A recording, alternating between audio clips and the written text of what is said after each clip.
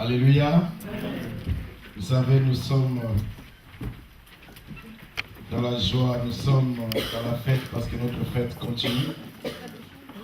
Hier, nous avons vu des nouveaux-nés, des nouvelles naissances dans l'église. Et le peuple de Dieu est dans la joie. Ils sont où? Est-ce qu'ils peuvent s'élever? Ils sont où? Ils sont où? Alphonse, levez-vous, le baptisé. Amen.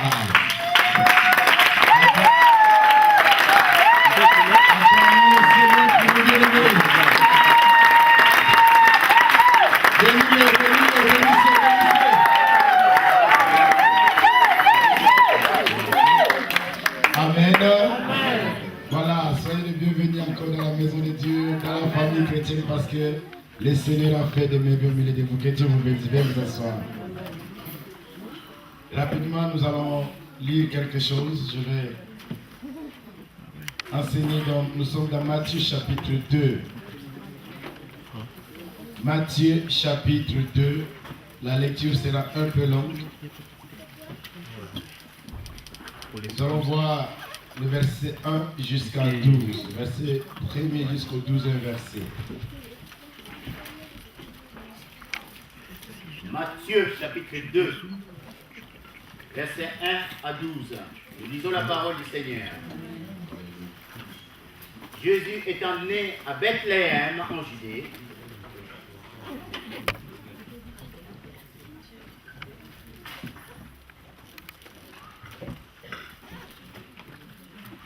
Matthieu chapitre 2, verset 1 à 12. Nous lisons la parole du Seigneur. Amen. Amen. Jésus étant né à Bethléem en Judée, au temps du roi Hérode, voici des mages d'Orient arrivèrent à Jérusalem et dirent: Où est le roi des Juifs, celui qui vient de naître? Car nous avons vu son étoile en Orient, et nous sommes venus pour l'adorer. Le roi Hérode, ayant appris cela, fut troublé, et tout Jérusalem avec lui. Il assembla tous les principaux sacrificateurs et les scribes du peuple. Et il s'informa auprès d'eux du lieu où le Christ devait naître. Ils lui dirent: à Bethléem en Judée, car voici ce qui a été écrit par le prophète.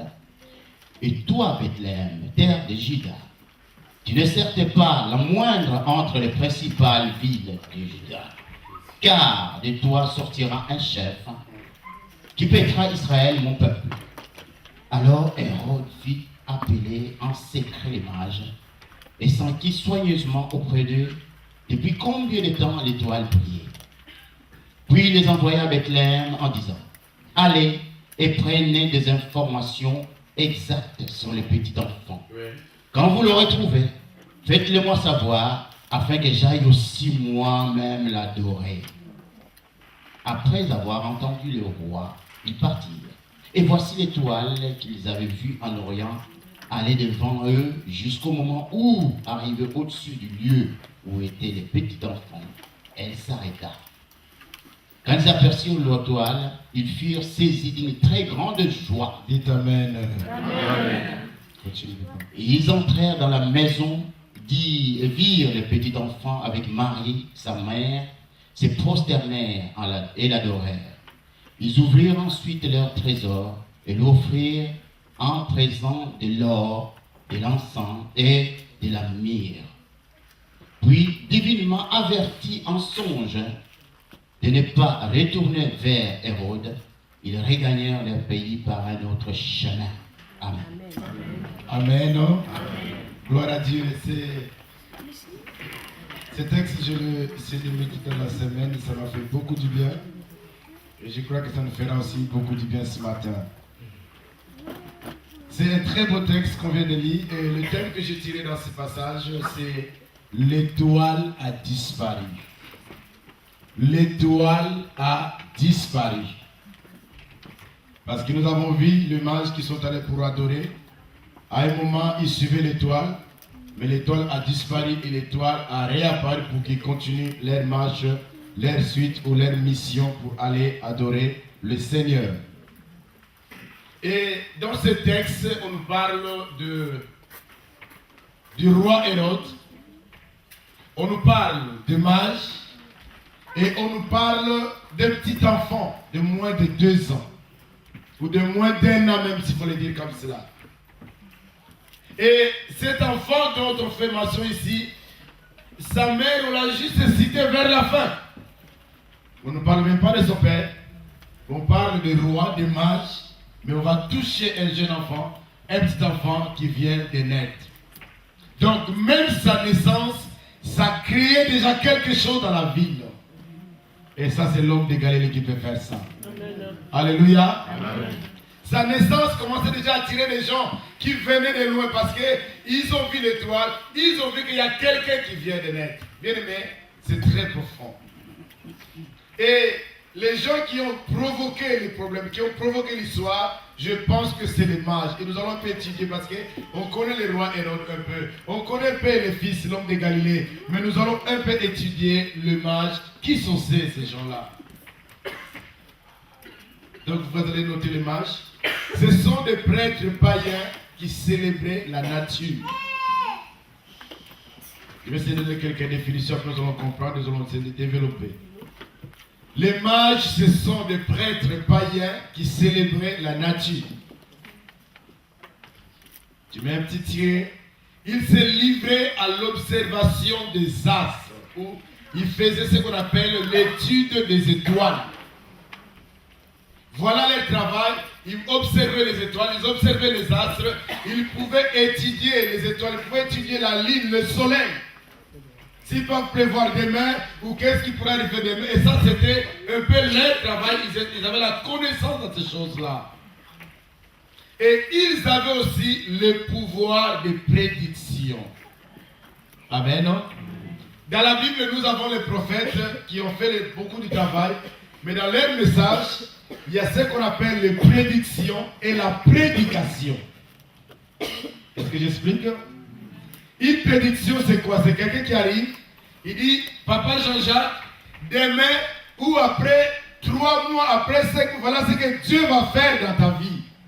Et la prédication, c'est comme je le fais là, et c'est comme le pasteur le fait souvent ici, parce que, laissez-moi vous le dire, mais quand vous êtes bien nourris. Non, j'entends pas des amis. J'ai dit, vous êtes bien nourris de la parole de Dieu. Amen. Donc, lorsque les Isaïe, les Jérémie arrivaient dans la Bible, ils avaient un message, un ainsi dit l'Éternel, dit, Dieu va faire ça. Quelqu'un va mettre, c'était une prédiction. Il prédit la vie, il prédit l'avenir. Mais souvent, ils ont travaillé plus dans la prédication. Et l'Église a besoin plus, non de prédiction, mais besoin de la prédication. Quelqu'un peut acclamer le Seigneur. Tu ne pourras pas noter comme ça. Amen. Amen. Donc, si nous parce qu'il y a beaucoup d'églises aujourd'hui, Papa Mwanga, ils courent derrière les prédictions. Ils préfèrent des faux prophètes qui viennent leur dire, ah, ma femme, ma soeur, tu as comme ça, tu as le mot de ventre, Dieu est ici, Ribakaya. Bien aimé, on sait que Dieu est ici. Amen. La Bible dit là, 2 ou 3 sont assemblés en son nom, Dieu est là. Amen. Donc, les démons disent de Bobar, que Dieu va faire. Non, on a besoin de la parole de Dieu. Amen. Et ici, votre pasteur vous enseigne la parole, vous enseigne l'évangile. Si vous m'aimez, vous vous attachez à cet évangile, vous allez aller loin, vous allez grandir par la grâce de Dieu. Amen. Nous avons vu des gens, il n'y a rien, réellement il n'y a rien, il n'y a pas la parole, mais ils se lèvent devant les gens. Oh, Dieu m'a dit comme ça. Vous allez faire bien aimé, c'est bon, enseigne-nous l'évangile. Et donc ces gens, ces mages, ils avaient ce pouvoir-là. Ils avaient on va dire, cette connaissance-là de prédire l'avenir. Et comme ils avaient ces dons-là, donc ce qui faisait que c'était des hommes qui avaient un rang social un peu élevé. Pourquoi? Parce que, comme ils disaient ces choses-là, les rois les contactaient, ils avaient même l'accès aux rois. Et la plupart des souvent, c'était les conseillers des rois. Quand vous allez lire dans la parole de Dieu, dans Exode, à partir du chapitre 7, lorsque Moïse va aller voir Pharaon, pour parler à Pharaon, tu dois libérer mon peuple, l'Éternel dit, libère mon peuple. Et la Bible dit, quand Moïse faisait un miracle, Pharaon appelait les mages. Pharaon appelait les magiciens. Il dit les mages venaient, on les appelait souvent les mages de Pharaon ou les mages de l'Égypte. Pourquoi les mages d'Égypte? Parce que ce sont les gens à qui Pharaon pourrait s'appuyer pour dire que si on a besoin de miracles, on compte sur les mages. On compte sur eux parce qu'ils peuvent faire un miracle. Donc, dans la Bible, les mages étaient souvent des conseillers des rois. Ils avaient l'accès au roi à cause de leur connaissance des étoiles et de leur don leur pouvoir de prédiction. Est-ce qu'on peut avancer? Amen. Alors parlons un peu de leur voyage. Lis-nous le verset 1er, papa, s'il te plaît. Matthieu chapitre 2, verset 1er. Nous lisons la parole du Seigneur. Alléluia. Jésus étant né à Bethléem en Judée, au temps du roi Hérode, voici des mages d'Orient arrivèrent à Jérusalem. Amen. Amen. Jésus étant né à Bethléem. Et voici, les mages d'Orient arrivèrent à Jérusalem. Et j'essaie de voir un peu les commentaires. Les commentaires disent que le trajet faisait 1500 km. Donc, ils ont quitté très loin parce qu'il y a un petit enfant qui est né en Judée, qui est né en Bethléem, qui est né en Israël, qui est né en Jérusalem. Il fallait qu'il parte adorer. L'Orient, c'est l'Est. Donc, ils étaient vers le Babylone, là où Daniel était avec Shadrach, Meshach, Abednego. Mais ils ont quitté là-bas pour aller adorer un petit enfant qui vient de naître. Bien-aimé, tu as bien fait de choisir Jésus dans ta vie. Amen. Même dans son enfance, les gens voulaient déjà, les gens le cherchaient déjà, et l'adoraient déjà, l'élevaient déjà, les glorifier. Bien-aimé, combien de plus forts nous qui sommes adultes. Acclamons le Seigneur, le roi des rois, Jésus de Nazareth. Et les Écritures ne nous précisent pas le nombre de mages et la durée de leur voyage. C'est récent ambigu. Pourquoi? Pourquoi j'ai dit ça? Beaucoup de gens disent souvent les 3 mages. Ils étaient 3 mages. Non, la Bible ne dit pas qu'ils étaient 3 mages. La Bible n'a rien dit là-dessus. Mais les gens disent souvent qu'ils étaient 3 parce que lorsqu'ils sont allés adorer le petit garçon qui est né, ils ont ramené 3 cadeaux. L'or, l'encens et le myrrhe. Et en voyant ces 3 cadeaux, les gens pensent qu'ils étaient 3 mages. Non, ils n'étaient pas 3 mages. La Bible ne le dit pas. Alléluia. Amen. Si la Bible disait que 3 mages, je vais vous dire que 3 mages, mais ce n'était pas 3. Donc, comme on ne nous a pas précisé le nombre, on se tait. Ne dis pas ce que la Bible n'a rien dit. Amen. Oh, j'entends pas les amis de papa. Bien-aimés, restons dans la parole. Donc, ils étaient, de toute façon, il doit y avoir un trouble de gens parce que la Bible dit, quand ils sont rentrés dans Jérusalem, Jérusalem était troublé. Quand ils ont vu le roi était troublé. Quand il va arriver quelque part, les gens seront étonnés au nom de Jésus. Alors, ces gens arrivent pour adorer le Seigneur. Comme on ne connaît pas la durée de leur voyage, ils sont restés longtemps. Mais ce qui les guidait, c'était quoi? Une étoile. Ils ont dit à Pharaon, nous suivons... Hérode, excusez-moi. Nous suivons l'étoile, mais ils arrivent dans Jérusalem. L'étoile fait quoi? Disparaît. Et ils vont les prendre les enseignements, bien aimés, les renseignements, s'informer aux gens de Jérusalem, au roi Hérode. Nous cherchons un roi qui vient de naître. Bien aimé, ça c'est créer des problèmes pour rien. Alléluia. Amen.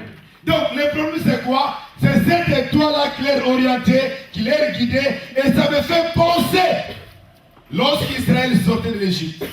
La Bible dit, il y avait la colonne de nuée le jour, il y avait la colonne de feu le soir ou la nuit, pour te dire, bien aimé, tu n'es pas seul. Le Seigneur va continuer à te guider partout. Le GPS spirituel existe. Amen. Alléluia. Amen. Les GPS, la première fois que j'ai dit, le GPS est très fort, ça travaille bien. Ça venait de sortir, on partait en Hollande, on ne connaissait rien de cette ville-là. On a mis le GPS à Roni. On est arrivé à 6h du matin, on a marché la nuit dans des chemins bizarres. On arrive dans l'adresse de la personne. Le GPS vous dit, vous êtes arrivé, vous êtes arrivé, vous êtes arrivé. Alléluia. Amen. Et on appelle le pasteur, il dit, docteur Richard, nous sommes arrivés, vous êtes où? Qu'est-ce qu'il y a devant vous? Il dit, il y a un petit terrain de foot, il dit, réellement vous êtes arrivé. Moi je dis, waouh, GPS. Alors si les GPS du monde marchent comme cela, bien aimé, laissez-moi vous dire qu'il y a un GPS spirituel qui va te conduire, qui va t'amener jusqu'à la destination. Parce que cette année 2013, tu verras la gloire de Dieu. Que le diable ne pense pas aux complications que tu subis maintenant, mais le GPS de Dieu te ramènera jusqu'à ta destination. Est-ce qu'il y a quelqu'un qui croit ça? Est-ce qu'il y a quelqu'un qui reçoit ça? Que Dieu t'assiste. La vie chrétienne, mais tout ne sera pas rose. Mais dans la vie chrétienne, il y aura des moments de difficultés, il y aura des moments de épreuves, mais pendant les épreuves, confie-toi au Seigneur. Amen. Tu y arriveras. Amen. Amen. Parce que le Seigneur va te conduire. Amen. Et ces hommes, ils disent aux gens de Jérusalem, à Hérode, ils disent, nous avons suivi son étoile depuis l'Orient. Nous sommes venus pour l'adorer. Et en lisant cela, moi je me suis dit, les problèmes que ces gens, papa, ils avaient la révélation ou la connaissance de la prophétie de Balaam concernant le Messie. Regarde cette prophétie-là, c'est dans Balaam, Nombre chapitre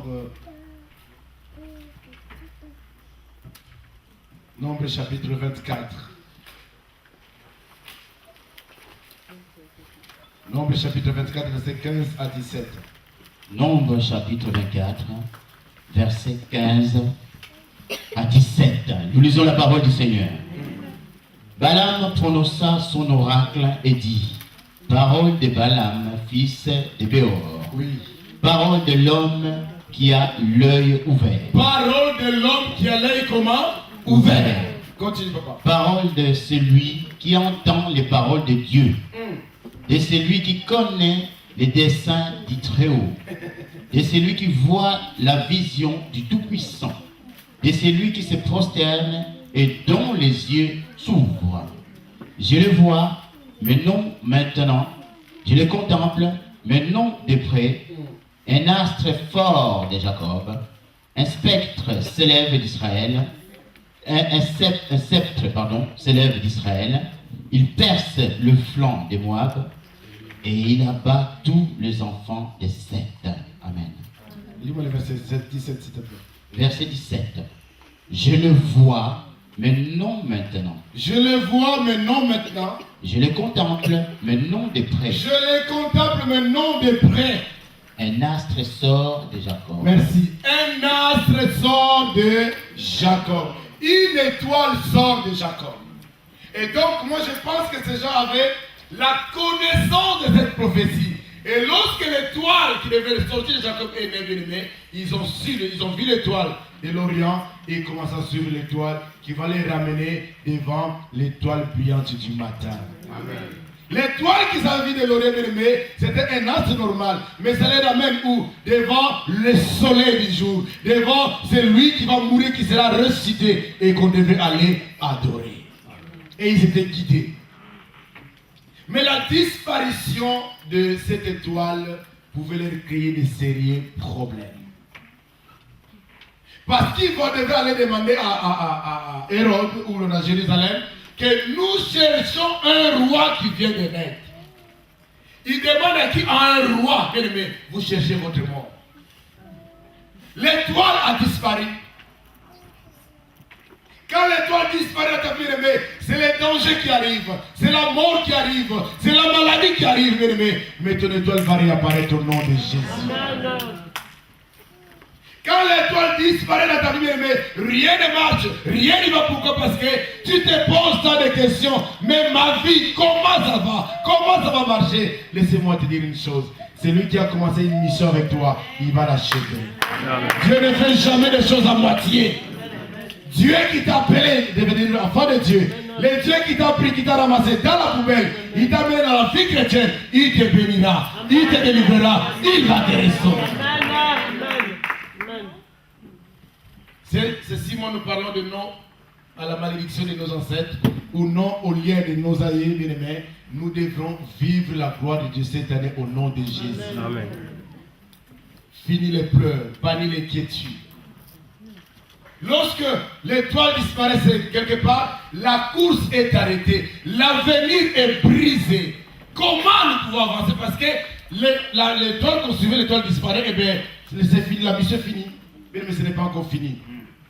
Parce que le Dieu que tu sers est puissant. Amen. Ce n'est pas encore fini parce que ton Dieu est réel. Amen. Il n'est pas mort, il est mort, il est ressuscité le 3e jour. Amen. Allons voir Actes des Apôtres. Paul parle sur ses voyages pendant qu'il partait à Rome. Il a subi des choses. La Bible dit qu'il n'avait pas des étoiles pendant longtemps, pendant plusieurs jours. Mais le Seigneur était là. Actes des Apôtres, chapitre 27, versets 20 à 22.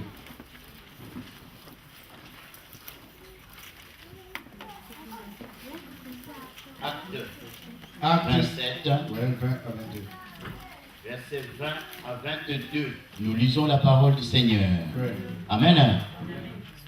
Les soleils et les étoiles ne parurent pas pendant plusieurs jours. Ouais. Et la tempête était si forte que nous perdîmes enfin toute espérance de nous sauver. Écoutez, bien aimé, lorsque le soleil ou les étoiles ne parurent plus dans ta vie, ça perd l'espoir de nous être sauvés, ça perd l'espoir de l'avenir. La Bible dit, les soleils et les étoiles ne parurent pas pendant plusieurs jours. Et la tempête était si forte que nous perdîmes enfin toute espérance de nous sauver. Continue, papa. On n'avait pas mangé depuis longtemps. On n'avait pas mangé pendant plusieurs jours. Alors Paul, se tenant au milieu d'eux, leur dit, ô hommes, il fallait m'écouter et ne pas partir des Crêtes afin d'éviter ces périls et ces dommages.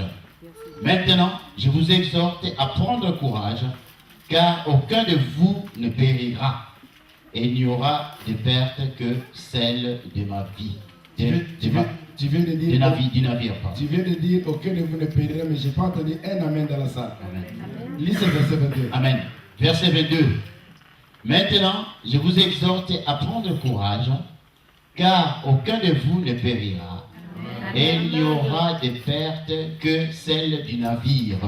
Alléluia. Amen. Donc pendant leur voyage, le soleil a disparu, les étoiles ont disparu et ils ont commencé à se poser des questions. Bientôt nous allons mourir, bientôt c'est fini. Bien aimé, quand le soleil n'apparaît plus dans ta vie, ça dit rien ne marche dans ta vie. Tout est devenu noir. Tout est devenu compliqué. Amen. Mais l'apôtre Paul prend la parole au verset 20 et dit, maintenant je vous encourage, je vous exhorte, aucun de vous ne périra. Nous allons arriver à Rome.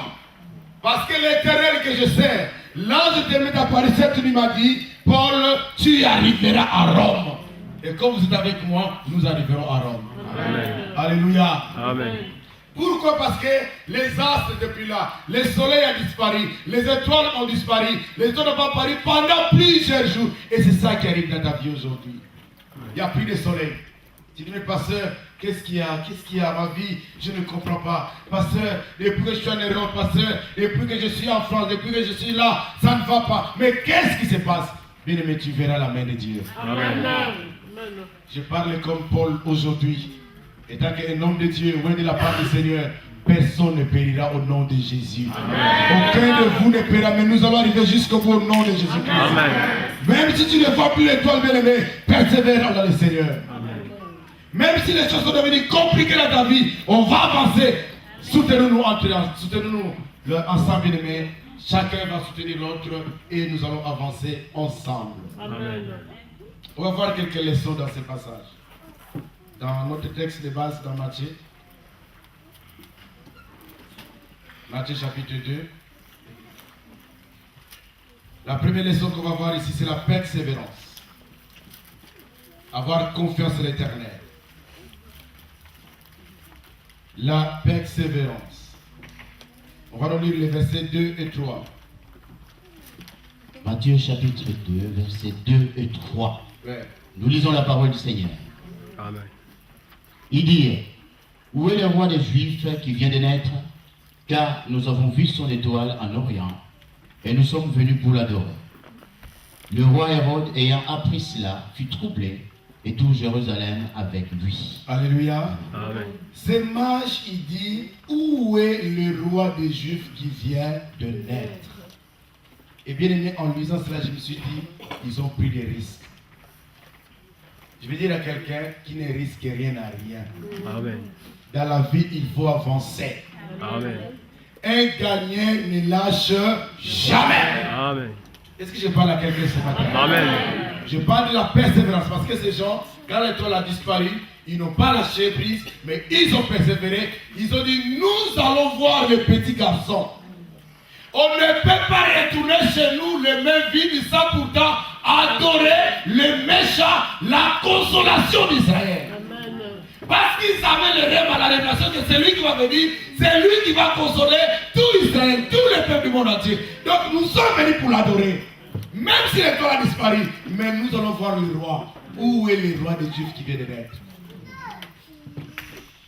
Bien aimé, si tu veux être un champion ne doit pas lâcher. Amen. Et un lâche ne gagne jamais. Amen. Si tu veux réussir dans la vie, dans tous les domaines, il faut avoir la persévérance. Amen.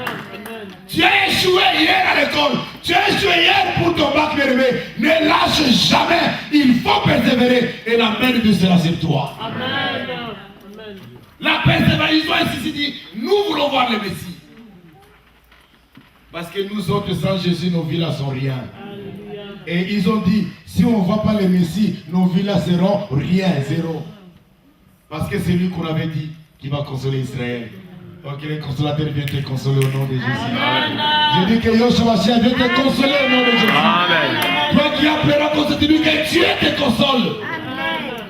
Il faut persévérer, il faut avancer. Et tu vas arriver. Ils ont dit, où est le roi qui vient de naître? Il demande à qui? À Hérode. Il demande à qui? Aux gens de Jérusalem. Il dit, mais roi, il paraît qu'il cherche un autre roi qui vient de naître. Mais il savait. Mais si Dieu est pour nous, qui sera contre nous? Amen. Si tu as la protection divine dans ta vie, bien-aimé, peu importe ce qui va arriver, peu importe le combat, peu importe tout ce que j'avais jeté contre toi, bien-aimé, tu sortiras plus que vainqueur au nom de Jésus. Amen. Nous voulons adorer les rois. Nous voulons adorer celui qui vient de naître. La persévérance de la prière. Si aujourd'hui nous sommes devant vous pour parler de la part de Dieu, parce qu'à un moment on avait persévéré. Vous savez, quand on a commencé le ministère, qu'est-ce qu'on n'a pas entendu? Qu'est-ce qu'on n'a pas vu? Qu'est-ce que les gens n'ont pas dit de nous? Qu'est-ce que les gens n'ont pas dit de votre pasteur? Je l'ai dit dans la semaine, je regarde encore une cassette qui était filmée, je crois, en 2009 ou 2010. Nous étions juste là où il y a les caméras, je crois. Juste à côté là, quelques personnes. On est revenu de la gare. Moi, je dis, quand je vois ça, je dis, le Seigneur est au contrôle. Amen. Alléluia. Amen. Papa, il y aura des combats, mais nous sortirons plus que vainqueurs. Amen. Amen. Persévérons ensemble, travaillons ensemble. Ils ont dit, nous allons voir le Messie, les rejetons de David, parce que c'est grâce à lui que nos vies peuvent changer. Amen. On ne rentre pas à l'Orient, on ne rentre pas chez nous, nous ne rentrons pas à Babylone. Nous allons d'abord voir le Messie avant de rentrer. Combien de gens, quand ils commencent quelque chose, dès qu'il y a des... Oh non, la France là, c'est des racistes. La France là, c'est comme ça, mais parce qu'il te manque la persévérance. Il faut aller et nous allons arriver. Amen. Oh, j'aime le Seigneur. Quel que soit tout ce qu'il a entendu de lui, quel que soit tout ce que les gens ont dit de lui, il dit ça ne sert à rien. Parce que moi j'ai une mission, c'est d'aller jusqu'à la croix. Amen. Deuxième leçon, on va avancer. C'est les complots. Deuxième leçon, les complots. Les gens qui parlent, qui font des réunions contre toi, qui vont aller dans le supermarché à Carrefour, quand ils se rencontrent là-bas, ils ne parlent que de toi. Bien mais si on parle de toi parce que tu as une étoile, bénis le Seigneur. Si on continue à parler de toi parce que tu as la don de Dieu, bénis le Seigneur. On jette bien de pierres sur une mangue qui est mûre. Amen. Si tu n'es pas mûr, pourquoi on va jeter des pierres sur toi? Amen. Alléluia. Si tu es rien, pourquoi les gens vont parler de toi? J'ai dit souvent quand quelqu'un vient me voir, pasteur, papa, les gens me critiquent, moi je veux servir Dieu. J'ai dit, il y a 3 personnes qu'on ne critique pas. 3 personnes. Celui qui est mort, celui qui n'est pas encore né, et la 3e, celui qui ne fait rien. Est-ce que tu as compris? Si tu ne veux pas qu'on parle mal de toi, mais sors dans les chorales, dans la chorale. Si tu ne veux pas qu'on critique mal, qu'on ne parle mal de toi, mais viens plus faire des choses à l'église. Si tu restes dans le combat, parce que papa, à l'église, on a des gens, ils sont tellement modérés, ils disent, eh ben moi je vais à l'église, c'est juste pour la prière. Hein. Moi vos églises là, les bonjours aux gens, non, non, non, amen, amen. Le pasteur dit, que Dieu nous bénisse, amen, amen. On le sert même la midi, non, non, non, je suis pressé, j'ai un rendez-vous.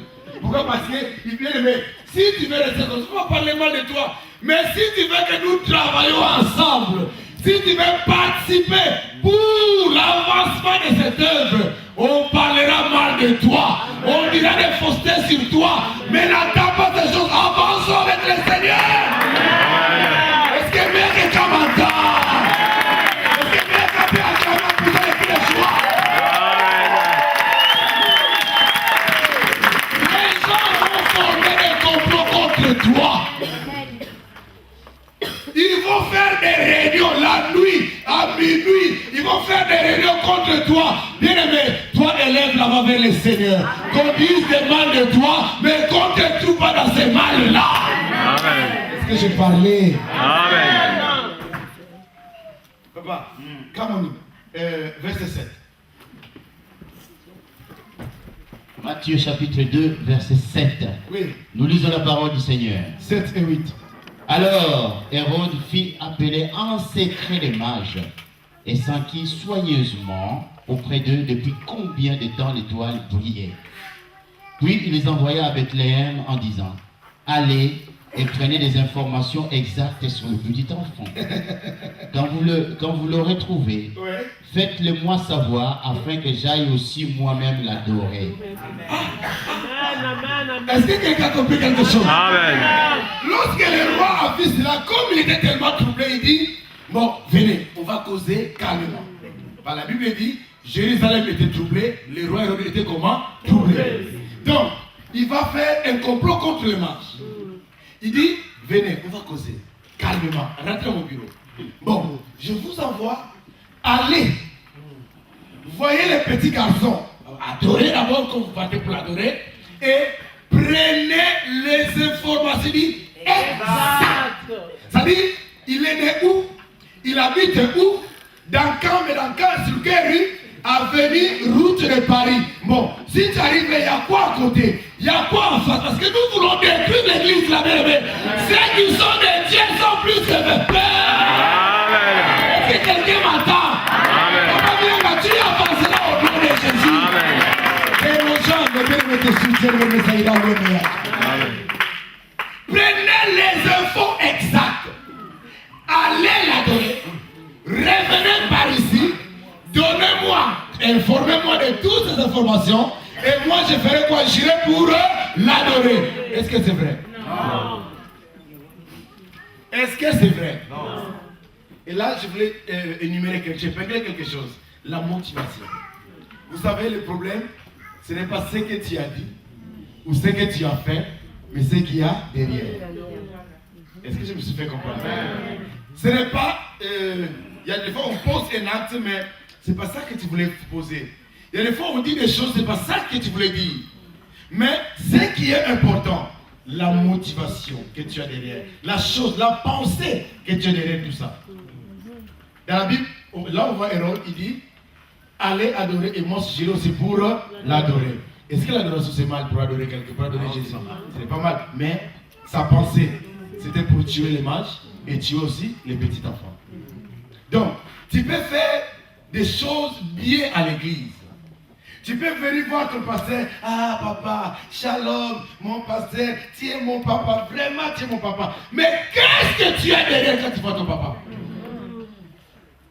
Bien aimé, ici tu seras dévoilé au nom de Jésus. Amen. J'ai dit ici tu seras dévoilé. Amen. Dieu te mettra à nu ici. Amen. Amen.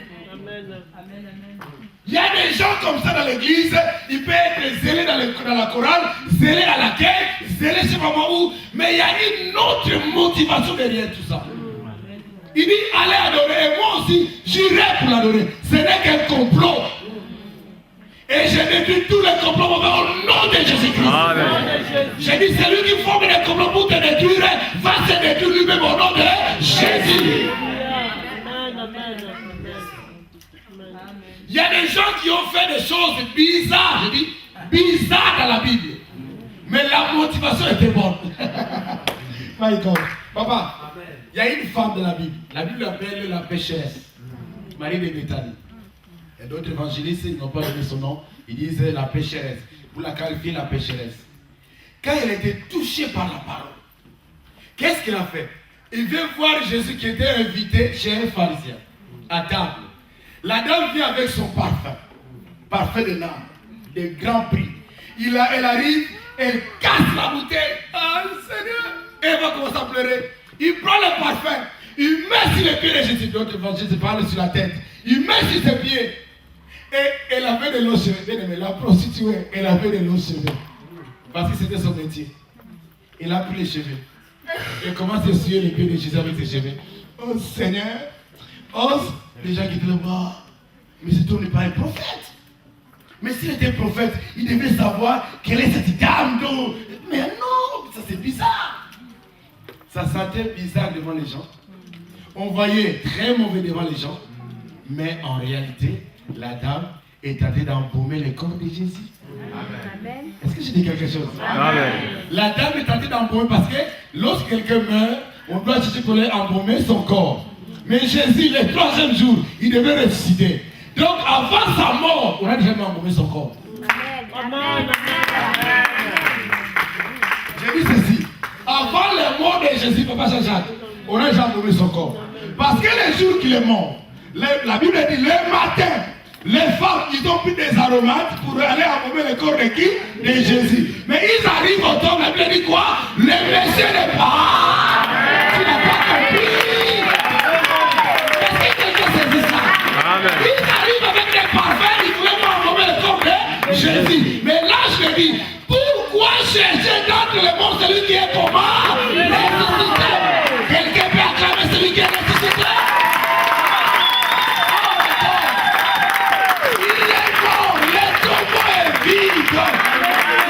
Nous avons des parfums, nous avons des produits nécessaires pour embaumer son corps. Non, il n'est plus là. Alors fais attention. Ne fais pas des choses en retard. Il faut les faire pendant que je suis avec ces choses-là. Est-ce que je parlais? Amen. Ne fais pas des choses après. Quand on a besoin, c'est maintenant.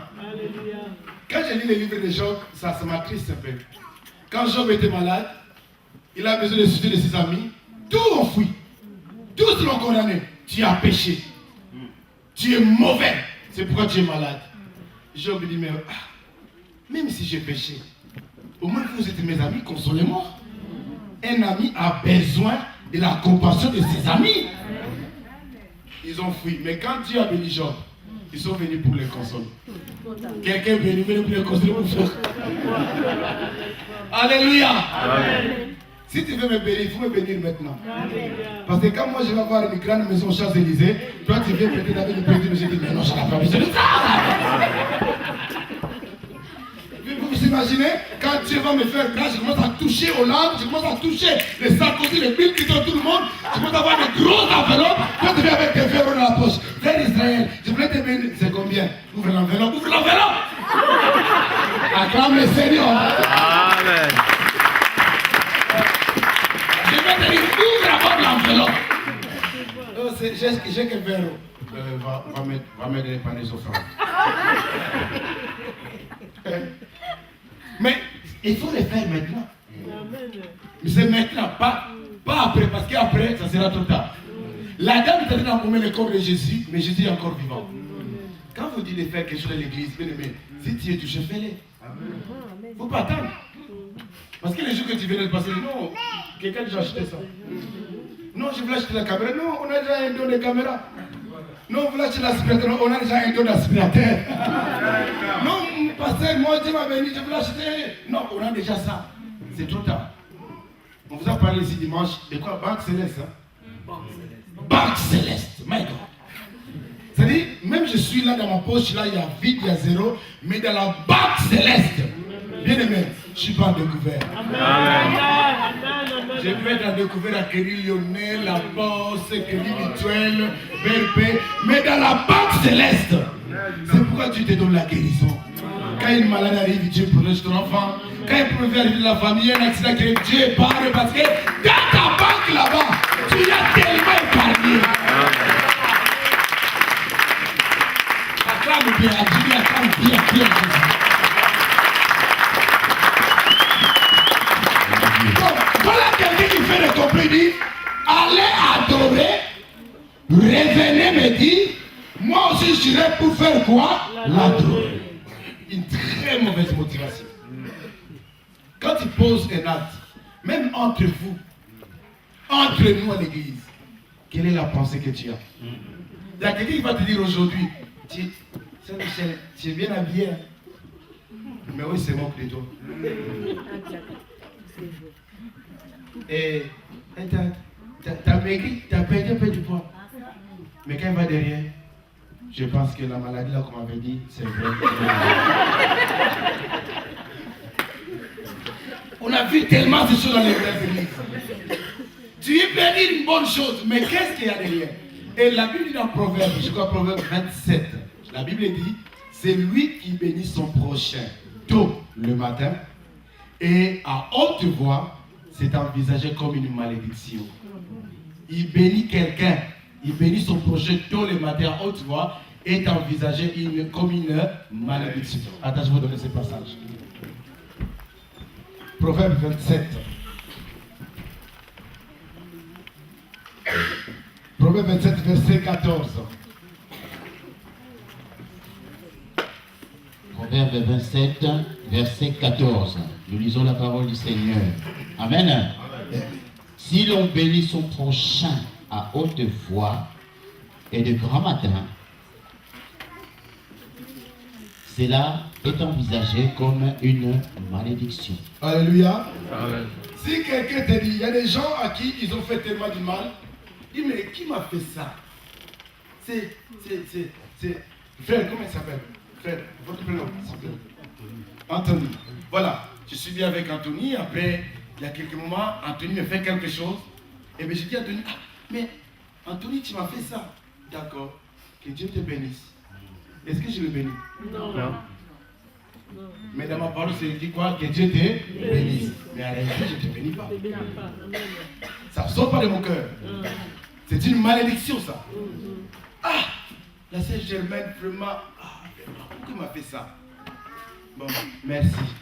Merci. Et merci avec regret. Normalement, merci, c'est une bonne chose. Amen. Mais qu'est-ce qu'il y a derrière? La pensée qu'il y a derrière. Et l'histoire de la femme qui avait essuyé Jésus avec ses cheveux.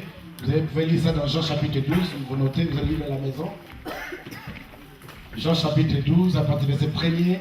Luc chapitre 7, à partir du verset 37 à 39. On parle de cette femme pécheresse qui a porté le parfum, qui a mis le parfum dans le corps de Jésus et elle les essuya avec ses cheveux. Jean chapitre 12, verset 1, jusqu'à vous descendez, jusqu'à 1 à 3 ou plus. Donc voilà, là je parlais un peu de la motivation. Voilà les complots, mais les gens peuvent former des complots contre toi. Et Hérode a formé des complots contre les mages. La Bible dit au verset 12, notre texte de base, que pendant qu'ils sont arrivés chez les petits garçons, chez Marie pour adorer l'enfant, ils ont été divinement avertis. Dieu les a avertis de ne plus retourner par le chemin d'Hérode. Pourquoi? Parce que Hérode comptait le faire quoi? Du mal. Bien aimé, quand tu viens à l'église, quand tu fais quelque chose, c'est quoi ta motivation? Même quand tu travailles, qu'est-ce que tu attends de cet homme? Parce que quand chacun va aller travailler son travail, il y a quelque chose qui le motive parce qu'il sait que même si le travail tu le fais, il y a des gens ici, ils font un travail mais ils n'aiment pas ce travail-là. Mais pourquoi ils vont travailler? Parce qu'à la fin du mois, il y a un salaire. Amen. C'est ça ta motivation. Moi, j'ai travaillé avec un ami, mais il y a d'autres mots que je ne pourrais pas dire ici. On travaille, je vais tout casser. J'ai des ras-le-bol. Moi, je dis, mais si c'est comme ça, arrête de venir. Il dit, mais pasteur, si j'allais devenir, comment je vais faire avec mes enfants à la fin du mois? Ah ouais? J'ai dit, mais il faut faire attention. Et on a beaucoup de gens comme ça à l'église. La motivation.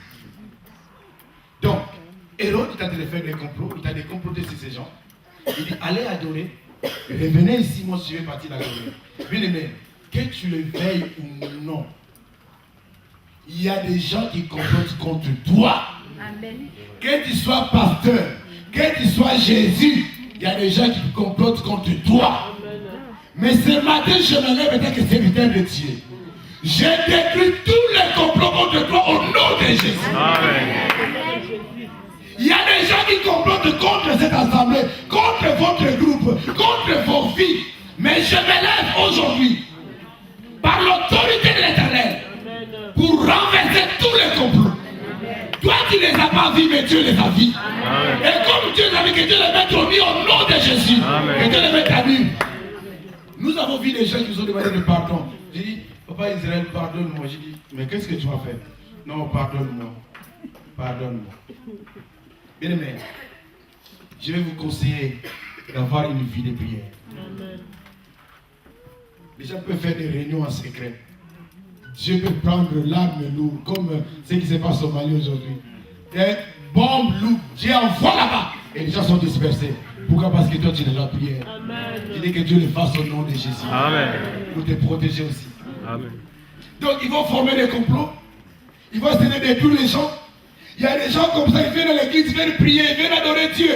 Mais dans l'air que ce sont des méchants. On ne veut pas de toi dans cette église, s'il vous plaît.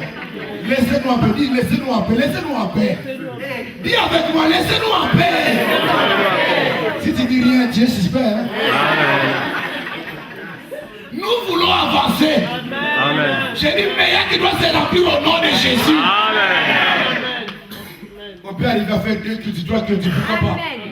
Le Seigneur, Dieu, on va acheter ça, que Dieu te bénisse. Amen. Que Dieu te bénisse. Salut. On va avoir une longue vision. Amen. Viens, s'il te plaît. Lève-toi. Donne-moi ta tête. Que Dieu te fasse grâce. Amen. Père, bénis-la encore. Donne-la l'argent, Seigneur. Le moyen qu'il faut pour ton œuvre. Au nom de Jésus. Amen. Il faut qu'on arrive à acheter parce qu'on a tellement de problèmes avec ces propriétaires. Et ils arrivent, ils pensent que quand ils voient beaucoup de films, on a beaucoup d'argent. Il dit, pasteur, vous avez encore de nouveaux clients. Quand ils voient du monde comme ça, pour eux, nous sommes des milliardaires, des millionnaires parce qu'ils comptent aussi, chacun donne sa dîme tous les mois. Si vous connaissez ça ici, 10 euros, quelqu'un qui a 1000 euros déjà, va dire 100 euros par mois. On est bourré de l'argent. Si le pasteur ne va pas payer le loyer, ça dit il fait ça exprès pour lui. Mais bon, on n'est pas encore arrivé là. Mais nous arriverons au nom de Jésus. Je dis nous arriverons au nom de Jésus. Que Dieu vous donne des moyens d'acheter une église qui porte Dieu, mais Dieu est locataire. Si on le chasse ici, on va encore chercher ailleurs. Dieu est locataire, Dieu change. Il va là-bas. Dieu est locataire. Ça va arriver. Amen. J'ai dit ça va arriver. Amen. Donc il y a des gens comme ça qui forment des complots. Mais aujourd'hui, je me lève contre tous les complots qu'on a formés sur toi. Aujourd'hui, je me lève contre tous ceux qui font des réunions bizarres contre ton nom. Même tu n'as rien fait, tu n'as rien dit. Mais ce qui veut dire, c'est de détruire ta vie. Papa, Psaume 118, s'il te plaît.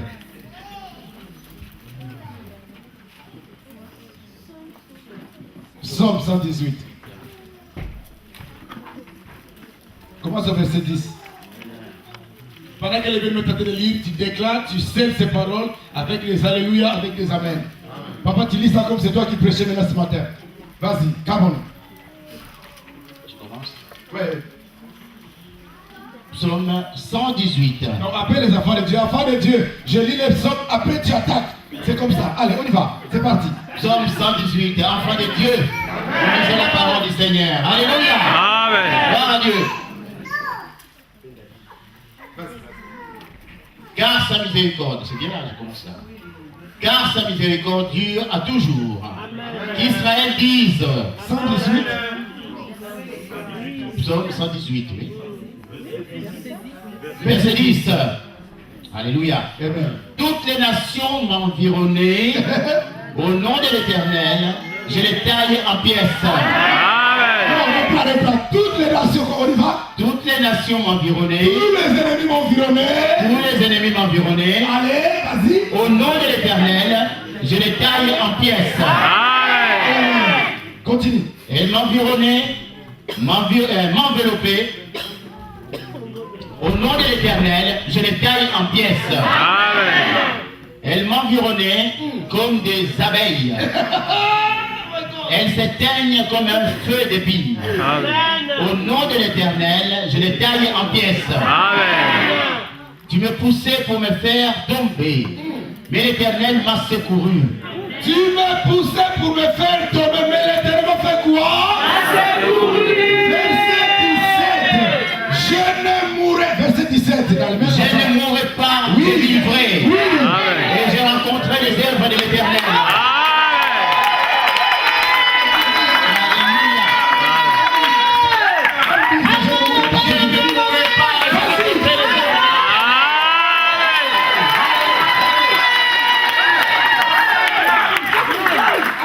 Je ne mourrai pas, j'ai rencontré les œuvres de l'Éternel. Je ne mourrai pas, j'ai rencontré les œuvres de l'Éternel. Je ne mourrai pas. Je verrai la gloire de l'Éternel. Alléluia. Je dis à quelqu'un, tu ne mourras pas, tu verras la gloire de Dieu. Je dis à quelqu'un, quels que soient tes ennemis, tu vas les tailler en pièces.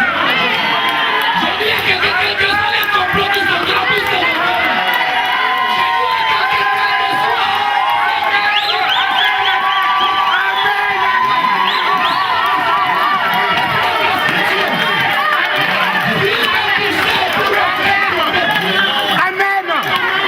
Il m'a poussé pour me faire tomber. Mais l'Éternel m'a secouru. Moi, j'ai rien fait. Je n'ai rien dit de mal. Je n'ai rien fait, papa Melengo. Mais simplement, il me poussait pour me faire chuter. Parce que je sers Dieu. Parce que je suis enfant de Dieu. Il m'a poussé pour me faire tomber. Mais l'Éternel m'a secouru. Que l'Éternel vienne ton secours au nom de Jésus. Que l'Éternel te visite au nom de Jésus. Il enlève la maladie au nom de Jésus. Il te donne la joie éternelle au nom de Jésus. Quelqu'un peut acclamer le roi devant le ciel et le Seigneur. Alléluia. C'est ça le complot de l'ennemi. Ils m'environnaient comme des abeilles. Ils veulent me détruire. Mais je proclame ça aujourd'hui. L'Éternel fera de toi une forte muraille de reins. Ils te feront la guerre, mais ils ne te verront pas.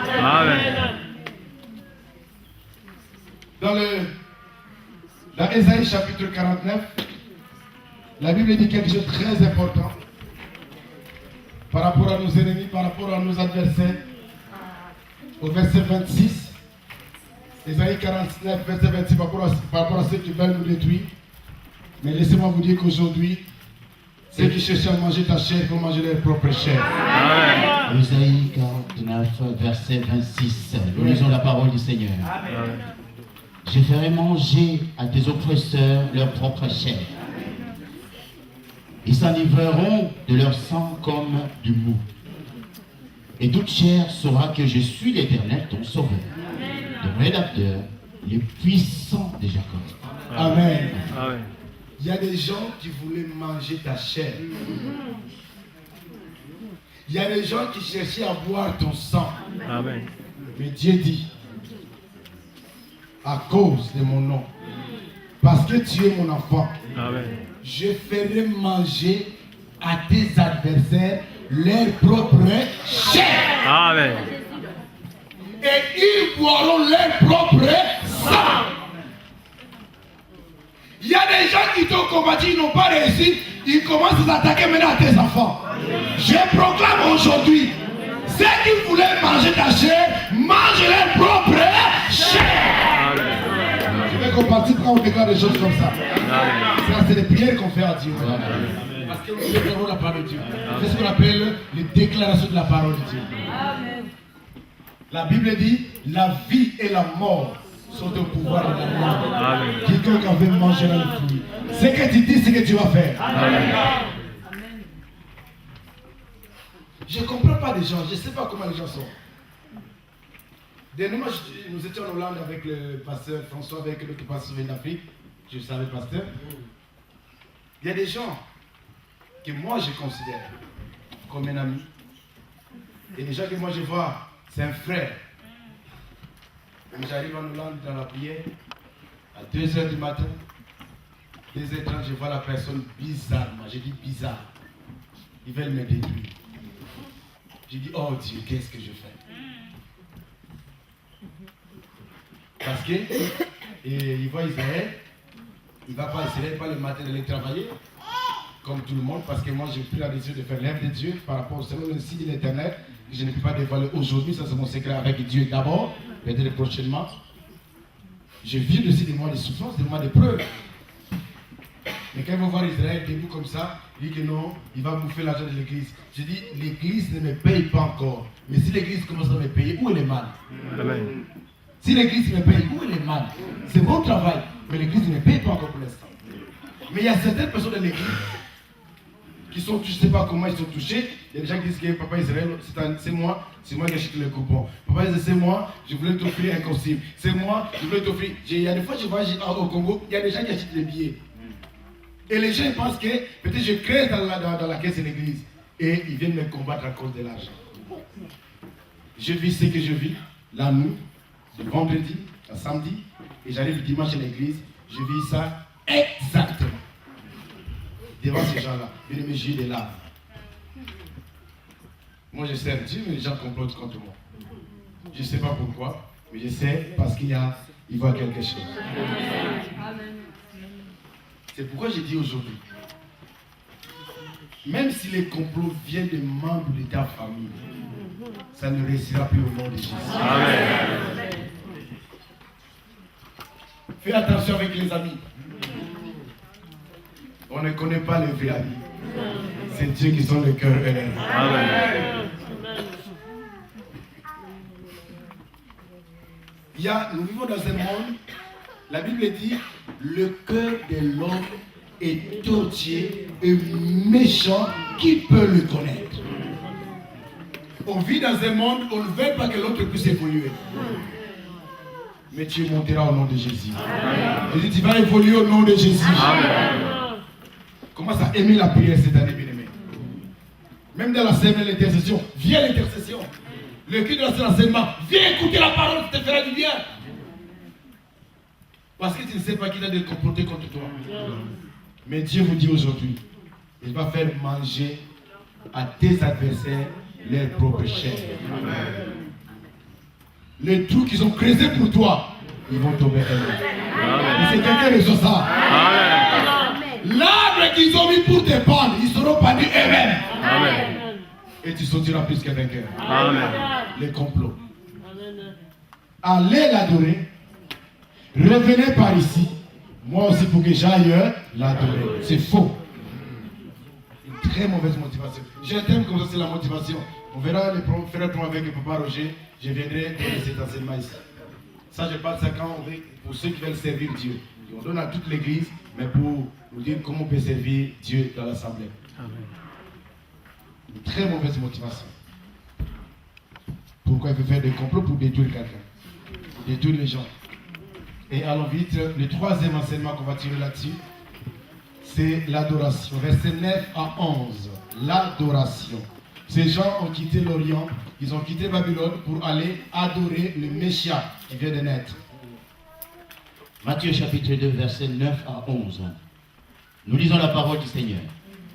Après avoir entendu le roi, ils partirent. Et voici l'étoile qu'ils avaient vue en Orient aller devant eux jusqu'au moment où, arrivé au-dessus du lieu où était le petit enfant. Donc, le roi va aller adorer. Et dès qu'ils ont pris la route, parce que le roi s'est renseigné au sacrificateur, il dit que le Christ devait naître à Bethléem.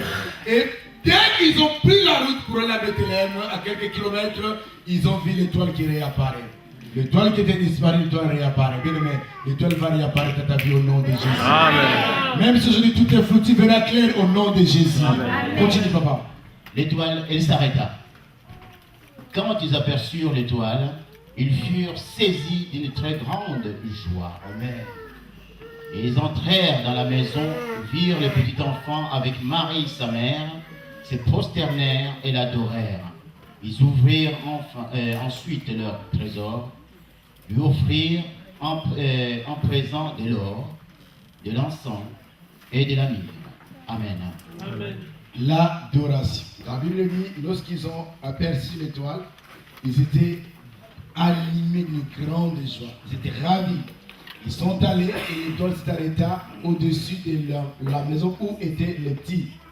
Et pendant qu'ils sont arrivés, ils se prosternèrent et ils adoraient le Seigneur. Mais bien aimé, l'adoration ne se fait pas les mains vides. On n'adore pas Dieu les mains vides. Amen. Vous allez lire dans la Bible, les Abraham, ils sont allés adorer avec des sacrifices. Il dit, mais qu'est-ce que je vais donner? Donne-moi ton fils. Et pour la première fois que Jésus sera adoré, ils vont adorer un bébé. Mais ils ont ramené 3 cadeaux. Et c'est significatif, vous allez le voir tout à l'heure. Donc, la première chose qu'ils ont ramené, c'était quoi? L'or. Notez l'or. Donc là, on ne va pas parler de A. Notez point A. C'est une vie parfaite sans péché. L'enfant qui vient de naître n'est pas pécheur, ne connaît pas le péché, ne connaîtra pas le péché. Il va grandir, il va mourir, mais il ne connaîtra pas le péché. Amen. Amen. Amen. Amen. Je n'ai pas entendu le vrai amen. Parce que lorsqu'un bébé naît, quand un bébé, un enfant de 2 mois, de 2 jours, dès qu'il allait naître le même jour, ne l'appelez pas ange, parce que c'est un péché. Amen. Nous avons ce qu'on appelle la nature adamique. Que tu ne veux pas, tu es déjà quoi? Péché. Mais lui, il n'est pas né de l'union d'un homme et d'une femme. Il est né miraculeusement. C'est pourquoi j'aime Jésus. C'est pourquoi j'aime l'homme de Galilée. Parlez-moi, dis-moi tout ce que vous voulez, mais je ne le laisserai pas. Depuis que je l'ai connu, ma vie a changé. Depuis que je l'ai trouvé, tout a changé dans ma vie. Il m'a donné une paix totale, une joie totale. Je ne le laisserai pas. Tant que je vivrai, je bénirai le Seigneur. Ils offrent l'ensemble pour dire, toi, tu ne connais pas le péché et tu ne connaîtras pas le péché. L'adoration. Et troisième chose, troisième cadeau, c'était quoi? Myrrhe. La myrrhe, c'est une plante amère. Myrrhe, c'est une plante amère. Mais pourquoi elle offre la myrrhe à Jésus? Elle annonce les souffrances, cette plante annonce les souffrances qu'il va endurer en portant le péché de l'humanité. Donc quand ils offrent ces 3 cadeaux à Jésus, c'est très symbolique, c'est très significatif. Que tu es Dieu, tu mérites la gloire, tu es sans péché, et tu seras sans péché, et tu vas souffrir parce que tu vas porter le péché de l'humanité. L'étoile qui avait disparu, mais ils ont revu, l'étoile a réapparu, et ils sont arrivés jusqu'à la mission, parce qu'ils ont dit à Hérode, nous sommes venus pour l'adorer. Qu'est-ce que tu viens faire à l'église? Il y a des gens qui viennent à l'église, ce n'est pas pour adorer, mais c'est pour les polémiques. Vous savez, nous sommes les hommes de Dieu. On connaît quand même quelques fidèles. Il y a d'autres personnes, quand ils quittent l'église, vraiment, vous êtes tristes. Ah papa, est-ce que tu as des nouvelles de telle soeur? Frère, les confrères, le passé, il n'est pas à l'aise. Les confrères, est-ce que tu appelles la soeur là, Blanche, est-ce que vous avez des nouvelles de telle soeur? Mais il y a d'autres personnes, quand ils quittent l'église, ils disent, Seigneur, merci. Vraiment, Seigneur, merci pour la délivrance. Est-ce que vous comprenez ça? Amen. Tu es dans quel camp? Nous voulons voir l'enfant pour l'adorer. Ce n'est pas pour le détruire. Qu'est-ce que tu viens faire à l'église? Si tu n'es pas là, il faut que le passé soit mal à l'aise. Mais si le passé veut dire, il ne veut pas le cela, il ne faut même pas l'appeler quoi. Il ne faut pas l'appeler. Il est mais fais attention. Il y a des gens comme ça dans l'église. C'est des gars qui quittent l'église. La sœur là, nous avons parlé. J'ai des gens comme ça à Paris. Il y a une dernièrement, elle est partie. Et elle est restée. J'ai dit Seigneur, merci. Merci pour la délivrance. Mais qu'est-ce que je vais faire à l'église? Voilà, je suis à la fin. L'étoile a disparu. Mais l'étoile a réapparu. Et ils ont arrivé à la mission. Je veux dire que tu arriveras à la mission. Tu as quelque chose de la part de Dieu, mais cela va sortir. Cela va émerger. Et ton Dieu sera glorifié. Est-ce qu'on peut se lever tous pour la prière? Je reconnais que tu peux tout.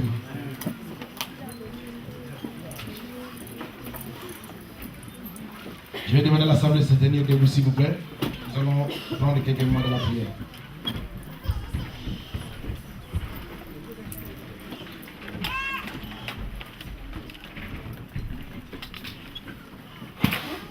Je reconnais que tu peux tout. On y va. Gloire au Seigneur. Je reconnais